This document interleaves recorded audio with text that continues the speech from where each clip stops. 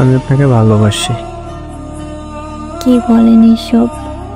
আপনি জানেন না আমাদের মধ্যে কোনোদিন এই সম্পর্ক হবে না, কারণ আমাদের বাড়ি আপনার বাড়ি থেকে অনেক দূর। আমি কোনোদিনও আমার বাবা মাকে কষ্ট দিতে পারবো না।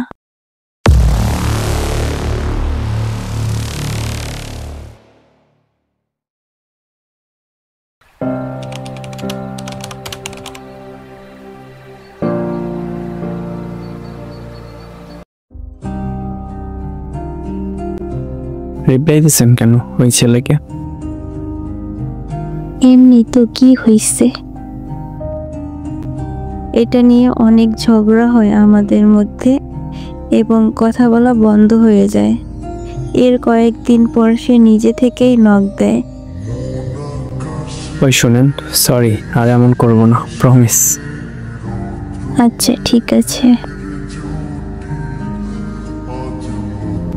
এরপর একদিন আমি আমার বান্ধবীর সঙ্গে অনেক রোমান্টিকভাবে কথা বলছিলাম, সেগুলো আমি তাকে স্ক্রিনশট করে দেই। এটা দেখে ওই আমার বান্ধবীকে নক দেয়, এটা জানার জন্য ওই ছেলে নাকি মেয়ে। কিন্তু আমার অনেক রাগ হয়, কারণ আমি তাকে অনেক আগেই বলছি এটা আমার বান্ধবী। কেন এমন করছেন জানতে পারি? কি করছি? এই যে বিএফ এর মতো। বলবো না। আপনি যদি আমার সাথে কথা না বলেন। না বলো, যে কথা হোক আমি আপনার সঙ্গে কথা বলবো। আমি আপনাকে ভালোবাসি। কি বলেন এসব? আপনি জানেন না আমাদের মধ্যে কোনোদিন এই সম্পর্ক হবে না, কারণ আমাদের বাড়ি আপনার বাড়ি থেকে অনেক দূর। আমি কোনোদিনও আমার বাবা মাকে কষ্ট দিতে পারবো না। জানি তো, তার জন্যই তো আমি এতদিন বলিনি। আপনি যদি আমাকে ছেড়ে যান, প্লিজ আমাকে ছেড়ে যাবেন না। ওকে, যাব না। তবে আপনি আমাকে ভালোবাসার নজরে দেখবেন না। প্লিজ এমন কথা বলবেন না। আপনি আমাকে চাঁদের মতো ভালোবাসতে পারেন, যেমন সবাই জানে চাঁদকে পাবে না, তারপরও ভালোবাসি ঠিক তেমনই।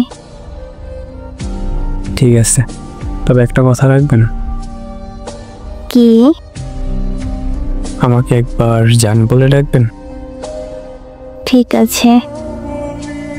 জান, জান গো। জান, জানো আমার হার্টবিট বেড়ে গেছে।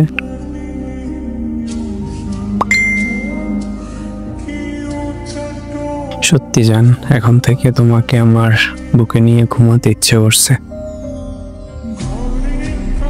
শোনো, আমাকে নিয়ে স্বপ্ন দেখো না প্লিজ, না হলে পরে আপনার অনেক কষ্ট হবে।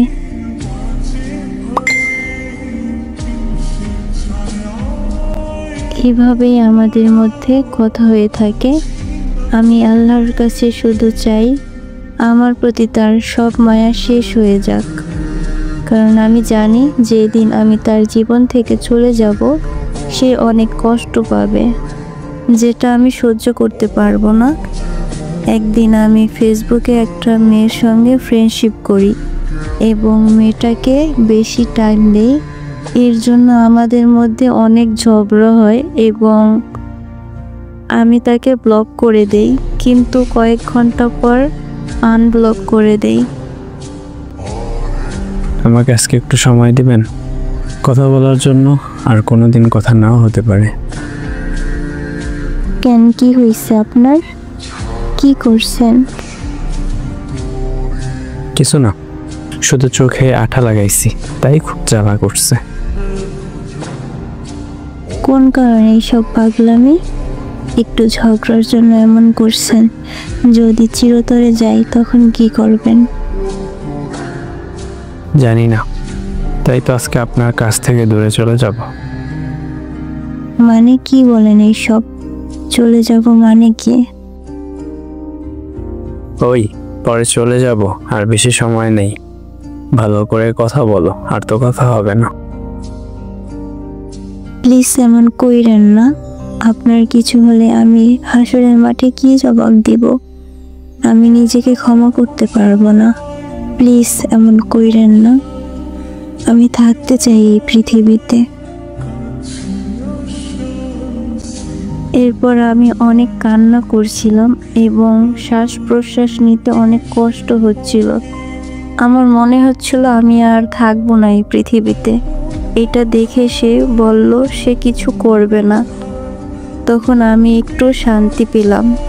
এর কয়েকদিন পর সে আমাকে নখ দিয়ে বলে, একটা কথা ছিল।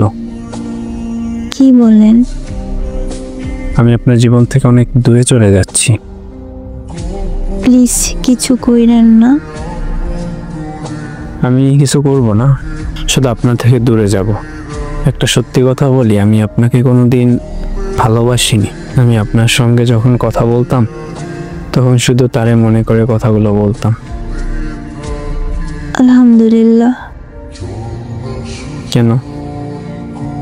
আমি কোনোদিন চাইনি আপনি আমাকে ভালোবাসুন। আপনি অনেক ভালো, তাই তো একজনের প্রতি আসক্ত হয়ে আছেন। আমাকে ছাড়া যদি আপনি ভালো থাকেন তো আমি বারণ করব না দূরে যেতে। ভালো থাকবেন। আল্লাহ হাফেজ।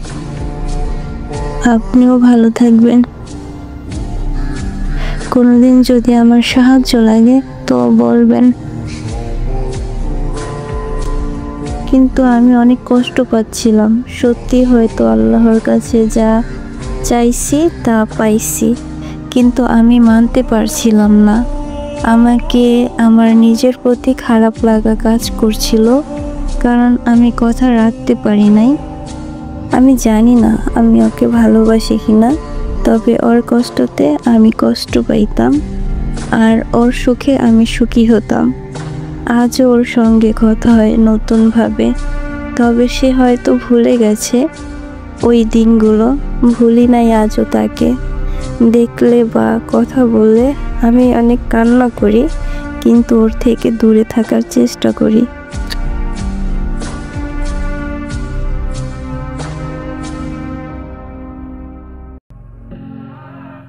আসসালামু আলাইকুম। গল্পটা পুরাই অদ্ভুত একটা গল্প, মানে কাহিনীটা পুরাই অদ্ভুত। যাই হোক, গল্প শেয়ার করলে পেজে নক দিবেন। গল্প খুবই কম আছে আপাতত, তো গল্প না থাকলে ভিডিও দিতে পারবো না। তো চাই যদি আপনাদের কাছে গল্প থাকে যত দ্রুত সম্ভব পেজে নক দিন। আর এই গল্পটা কেমন লাগছে? আমার কাছে পুরোই অদ্ভুত লাগছে, কারণ একটা ছেলে কারো কাছ থেকে ঠকে যাওয়ার পর সে অন্য কোনো মেয়ের ভিতর তার প্রাক্তনের খুঁজে পায়। ব্যাপারটা খুবই অদ্ভুত আর কি। এ ব্যাপারে আমার কোনো অভিজ্ঞতা নাই কিছু, মানে এইরকম কাহিনী শুনিনি আগে কখনো। যাই হোক, আপনাদের কাছে কেমন লাগলো এই গল্পটা জানাবেন।